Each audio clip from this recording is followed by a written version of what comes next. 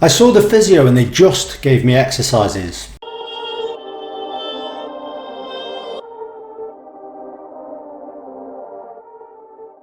Now I hear this a lot of the time, and the key to this sentence, this statement, is the connotation of the word just. Obviously, just is implying negativity in this context, as in they didn't give me anything else, it was just exercises. And is this a valid argument? Is there more that they should be given? And is the research supportive of doing just exercises alone? Now what's interesting is we already know the research supports exercise is top of the tree, the most important thing. Without it, you're not going to create any long-term impact on your recovery, unless you're lucky and it's a trauma and you're getting better and you just build up naturally without thinking about it. But exercise is very much the cornerstone of rehabilitation from all injuries and for pain relief and all the other things, functional return and so on. So to have a negative slant on the exercise side is crazy. But is there something to be said about adding in hands-on therapies and things of that nature as well as the exercises? Now we already know that if you actually give a patient a placebo treatment and you match their expectations, their expectations are high of treatment. So if you're giving them what they perceive physio as being, which would be maybe a combination of some hands-on therapy combined with some exercise therapy, then even with a placebo, we know that they do better when their expectations are higher, when they're anticipating good recovery because they're getting what they thought they were supposed to get. On the converse, if you give them what they're not expecting to get and they feel let down by that, even the perception of that, they will do worse. Now, this means that you could say, is therefore it valid to therefore do hands-on therapy no matter what? And this is where it gets a bit murky, because you could say, well, if you're incorrect in the person in front of you to be doing any manual therapy, perhaps it is not needed, and perhaps it is that exercise therapy is all that's needed in this case, then it's down to educating that patient about that's the correct approach. The research supports it and they should be able to be brought into that kind of idea. However, this is hard because some people have got decades and decades of belief systems that have been built up into their minds, and therefore to try and convert them, they've met you for the first time, they don't know you from Adam. How on earth are you going to persuade them within 10 minutes, 15 minutes or something that you're right, and what they've believed over the 10 years, 20 years, 30 years and the treatments they've had with other people that they have trusted is maybe not quite right? It's not going to work to build rapport, and you've got to build the rapport first. So even in the context of someone who maybe has got low levels of pain, can do their exercises well, needs to progress their exercises, and that's pretty much all they need, you may need to develop that rapport first before you can just go down that route. So in the context of that, I would say that my opinion is that you probably should feather in some things that they expect and want, and there is benefits to that, as we've known from the studies on placebo, on psychology and on all the rest of it. And then you develop a rapport, they now trust you, you can then start to go, right, you know what, I'm going to pull myself away now, you've got what you're doing, it's working, you're getting better, you've got it, keep working it, keep progressing it, and if you need me, you know where I am.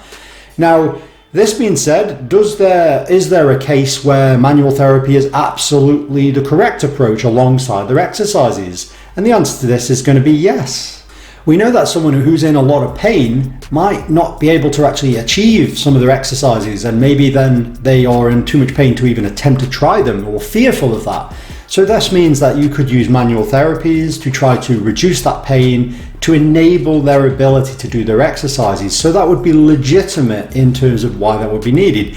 And this isn't just opinion based, there is evidence supporting this. In fact, you would think it would only be short term, but there are studies and there are guidelines showing that manual therapy can actually even achieve long-term outcomes in certain conditions as well. So it's not exclusive to just the short term to enable. There is definitely some components of longer term elements there as well. Certainly with certain conditions that maybe are non-curable in the pure sense of the word, not non-manageable, but non-curable.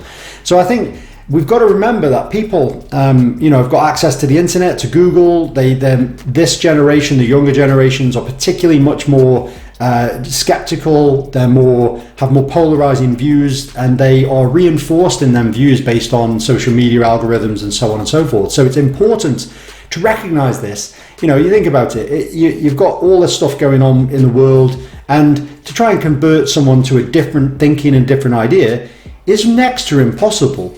So you can't do that without trying to get them on board first. And even in this context, there are still cases where manual therapy or something else on top of their exercise therapy is absolutely bob-on legitimate with regards to the evidence. And certainly, even if it wasn't necessarily in that individual case, an exercise would do the trick, and that would be all that would be needed.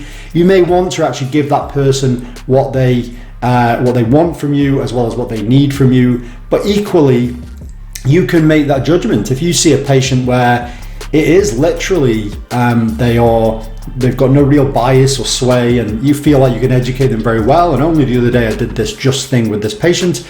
It was very easy to make them aware that exercise was the key, and they didn't really need me to do anything more than that. So we got them on board with their exercises, we knew what they needed to do longer term, and off they went to work on that kind of mechanism. Job done. But it doesn't always work that way. It's easy to think it can, and that would be in a perfect world the way it would go, but it's not as simple as that in the real world. Another thing that some people have said with the manual therapy side is it creates dependency. People need to get self-efficacy, which is basically taking control and managing their own problems and having control over their destiny, if you like, which is very good for them and very good for the problems they've got. If they feel like they are heavily reliant on somebody for something, then that's not necessarily a good thing. But we've no research to support that manual therapy or any hands-on therapies or anything of that nature creates dependency. It may actually encourage self-efficacy. It's possible because it's enabling them to get more in control of their symptoms so they can do their exercises and so on. So I think to make that assumption is hard to make. There could be truth there, but the research doesn't support that either. So that throws that argument out of the window. Now I know, like everything, everyone's going to have their own opinion. Some people are middle, like me, middle ground. Some people are way one-sided, some people are way the other sided, and patients are the same there as well.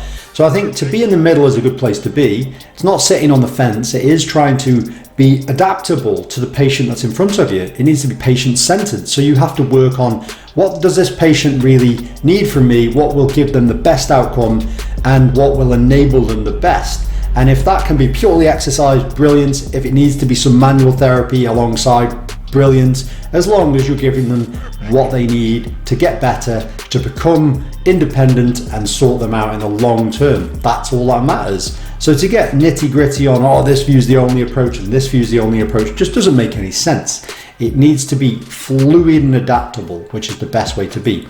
So anyway, that's just my opinion on this, of course. So that's it for this video, and I'll see you next time.